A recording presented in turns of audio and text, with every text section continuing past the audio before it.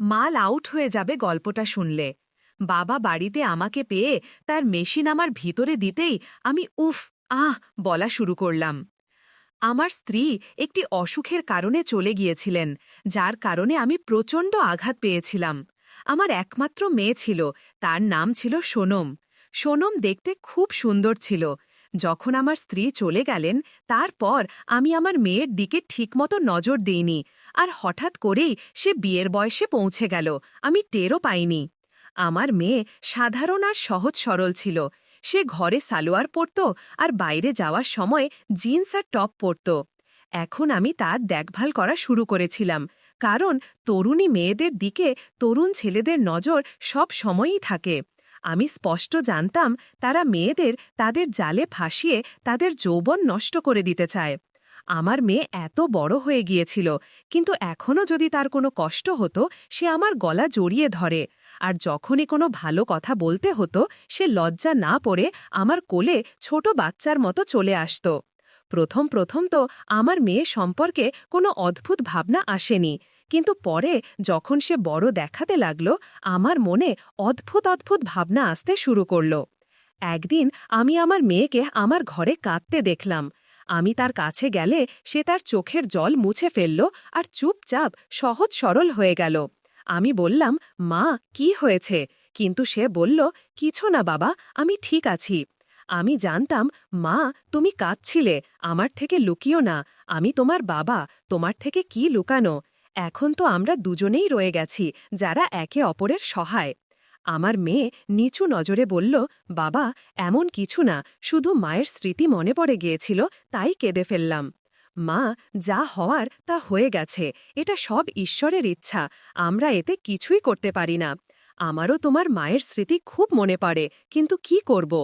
তখন আমার মেয়ে আমার গলা জড়িয়ে ধরে বলল, বাবা, মা ছাড়া আমার একদম ভালো লাগে না। যদি তুমিও চলে যাও আমি কি করব একা? মা, আমি কোথায় যাব? আমি তো তোমার সাথেই থাকব। না বাবা, কাল যদি তুমি নতুন বিয়ে করো তুমি তাদের সময় দেবে, আমার দিকে একদম নজর দেবে না, আমি জানি। না মা, এমন কিছু না, যদি তুমি বলো আমি দ্বিতীয় বিয়ে করব না। কিন্তু মা, যদি কালকে তোমার বিয়ে হয়ে যায় আর তুমি তোমার শ্বশুরবাড়ি চলে যাও, তারপর তোমার বাবার কি দশা হবে তুমি ভাবতে পারছো না? মেয়ে, একা খানা বানানো, রোজ একা থাকা, সারা জীবন কি করে একা কাটানো যায়? আমার মেয়ে আমার থেকে দূরে সরে গিয়ে বলল, যদি এমন হয় বাবা, আমি বিয়ে করব না। যাই হোক, আমার বিয়ে করতে ইচ্ছা নেই, তোমার থেকে দূরে যেতে ইচ্ছা নেই। কিন্তু মা, আমার এখনো অর্ধেক জীবন বাকি, এই সময়ে আমারও একজন জীবনসঙ্গীর দরকার। আমি একা কি করে সারা জীবন কাটাব জীবনসঙ্গী ছাড়া? তুমি ভাবতে পারো মা, একা থাকা কত কঠিন। হ্যাঁ বাবা, আমি জানি। মা, রাত হয়ে গেছে, আজ তোমার কি খিদে পায়নি? যাও তাড়াতাড়ি খানা বানাও, তোমার বাবা খিদে আছে, তুমি কি তোমার বাবাকে খালি পেটে শুইয়ে দেবে? না বাবা, আমি তোমাকে কখনো খালি পেটে শুতে দেব না, আমি তোমার পুরো খেয়াল রাখব। আমি তোমার খেয়াল এমনভাবে রাখব যেমন আমার মা রাখতেন। আমি তোমাকে মায়ের কথা একদম মনে আসতে দেব না। মা, তোমার কথা ঠিক, কিন্তু তুমি আমাকে সব দিতে পার, কিন্তু একটা জিনিস তুমি আমাকে দিতে পার না, তার ছাড়া মানুষ বাঁচতে পারে না। বাবা, এমন কি জিনিস যা আমি তোমাকে দিতে পারি না? তুমি বলো, আমি তোমাকে সব দিতে প্রস্তুত। মা, তুমি আগে খানা বানাও, তারপর আমরা রাতভর কথা বলবো। তোমার বাবা কোথাও যাচ্ছে না তোমাকে ছেড়ে। হ্যাঁ বাবা, আমি তাড়াতাড়ি খানা বানিয়ে দিচ্ছি, আমারও খিদে পেয়েছে কিছু। আমি নিজের ওপর একটু লজ্জা পাচ্ছিলাম, আমি আমার মেয়ের সাথে কি করতে চাইছি, কিন্তু যদি আমার মেয়েও রাজি হয় আমি কি করব? ছোটবেলা থেকে আমি তাকে অনেক আদর করে রেখেছি, কিন্তু আজ এমন কথা বললে সে হয়তো আমার ওপর থুথু ফেলবে। খাওয়ার পর যখন আমি আমার ঘরে গেলাম, আমার মেয়ে ঘুমিয়ে পড়েছিল। আমি বললাম, মা, তুমি ঠিক আছো তো? হ্যাঁ বাবা, আমি ঠিক আছি, কিন্তু আমার পায়ে হালকা হালকা ব্যথা হচ্ছে, জানি না কেন। এটা এখনই শুরু হয়েছে, যখন আমি খানা বানাচ্ছিলাম তখন তো এমন ছিল না। কি হতে পারে বাবা? মা, কিছু না, আমি তোমার পায়ে মালিশ করে দিই। না বাবা, তুমি থাক, তুমি আমার পায়ে মালিশ করবে কিভাবে? আমি নিজেই করব, এখন আমি বড় হয়ে গেছি। মা, তুমি বড় হয়ে গেছো, কিন্তু আমারও দায়িত্ব আছে, তোমার মায়ের চলে যাওয়ার পর তোমার দেখভাল করা। ঠিক আছে বাবা, করো মালিশ, আমি জানতাম তুমি মানবে না। তারপর আমি আমার মেয়ের পায়ে মালিশ করা শুরু করলাম। মেয়েটি বলল, পাপা একটু ওপরে করে হাঁটু পর্যন্ত মালিশ করো। যখন আমি মালিশ করছিলাম সে দ্রুত শ্বাস নিতে শুরু করল। মেয়ে, কি হয়েছে? এত দ্রুত শ্বাস কেন নিচ্ছ? কিছু না পাপা, এমনি। আমার মেয়ে আমাকে লুকিয়ে রাখছিল, কিন্তু সে গরম হয়ে উঠছিল। আমি সব বুঝে ফেলেছিলাম। মেয়েটি বলল, পাপা এখন আমার মনে পড়েছে তুমি যে জিনিসের কথা বলছিলে যা আমি তোমাকে দিতে পারব না। পাপা বলো এখন।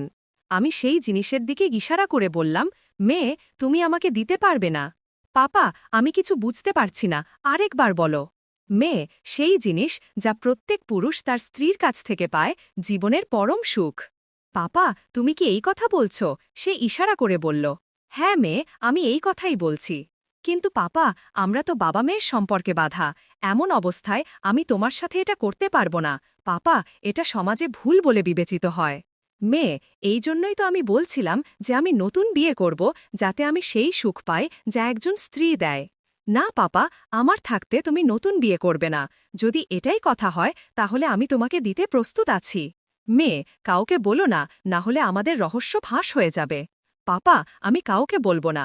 আমি কি এটা করতে পারি? তুমি কি তোমার মেয়ের ওপর বিশ্বাস করছো না? মেয়ে এমন কথা নয়, ভুলে যদি কাউকে বলে ফেলো তাহলে আমার কি হবে? কথা প্রসঙ্গে আমার মেয়ের চুলকানি শুরু হলো। মেয়ে কি হয়েছে, তোমার চুলকানি হচ্ছে? হ্যাঁ পাপা, এখন আমার চুলকানি হচ্ছে। মনে হচ্ছে আমার এখনই দরকার। আমি সেই জিনিসের দিকে ইশারা করে বললাম, মেয়ে এই চুলকানি প্রায়ই হয় যখন মন চায়। হয়তো তোমার মন এখন প্রস্তুত। হ্যাঁ পাপা, নদী বয়ে যেতে শুরু করেছে। আমি ইশারা করে বললাম, মেয়ে এই জিনিসের দিকে দেখো, এটার কারণেই নদী বয়ে যাচ্ছে। যদি এটা পেয়ে যাও তাহলে নদী শান্ত হয়ে যাবে। হ্যাঁ পাপা, এখন আমি আর থাকতে পারছি না, আমাকে দ্রুত দাও। পাপা প্রথমবার কিছু হয়ে যাবে না তো? আমি জানি মেয়ে, প্রথমবার কি হয়। তুমি টেনশন করো না, তোমার পাপা সব সামলাবে। তুমি শুধু পা ছড়িয়ে দাও। আমি আমার মেয়েকে আনন্দ দিতে বললাম, মেয়ে তোমার কেমন লাগছে? পাপা প্রথমে অদ্ভুত লাগছিল, কিন্তু এখন শান্তি পাচ্ছি। মেয়ে প্রথমবার এমনই হয়। এই নাও, তুমি কলা খেয়ে নাও। পাপা এখন ছেড়ে দাও, প্রায় ৩ ঘন্টা হয়ে গেছে। এখন আমি আর সহ্য করতে পারছি না, আমারও ঘুম পাচ্ছে। আমি ঘুমিয়ে পড়ি, তুমিও ঘুমিয়ে পড়ো। ঠিক আছে মেয়ে, আমিও ঘুমিয়ে পড়ি। সকাল হলে আমার মেয়ে সোজা বাথরুমে গেল এবং গোসল করতে চলে গেল। মেয়ে এত সকাল সকাল গোসল করতে যাচ্ছ কেন? ঠান্ডা লাগবে। পাপা তুমি টেনশন করো না, আমি ঠিক আছি। আমি পানি গরম করে রেখেছি। খাওয়ার পর আমি অফিসে যেতে প্রস্তুত হলাম, কিন্তু তখনই আমার মেয়ে বলল, পাপা আমি এখানে একা কিভাবে থাকব? আমিও তোমার সাথে আসছি, আমিও নিয়ে চলো। ঠিক আছে মেয়ে, চলো তুমিও। গাড়িতে বসে বসাই আমার মুড তৈরি হয়ে গেল। আজ তো চলো ফিরে যাই, আজ আমরা পুরো মজা করব। পাপা আমারও খুব ইচ্ছা করছে। অর্ধেক পথ থেকে ফিরে এসে আমি আমার মেয়েকে রুমে নিয়ে গেলাম। পাপা আমরা কি এটা প্রতিদিন করতে পারব? হ্যাঁ মেয়ে, এখন আমরা যখন ইচ্ছা করব তখন করব। আমি আমার মেয়েকে রাতের চেয়েও বেশি আনন্দ দিতে লাগলাম। পাপা তুমি তো এই ট্রেনিংয়ে পাশ করে ফেলেছ, তুমি ক্লান্ত না হয়েই আমাকে ক্লান্ত করে দাও। সেই দিনের পর আমরা দুজন যখন ইচ্ছা করতাম তখনই কাজ করে নিতাম। এটি একটি কাল্পনিক গল্প। এর উদ্দেশ্য কাউকে উত্তেজিত করা নয়। এটি বাস্তব ঘটনার সাথে কোনো সম্পর্ক বহন করে না।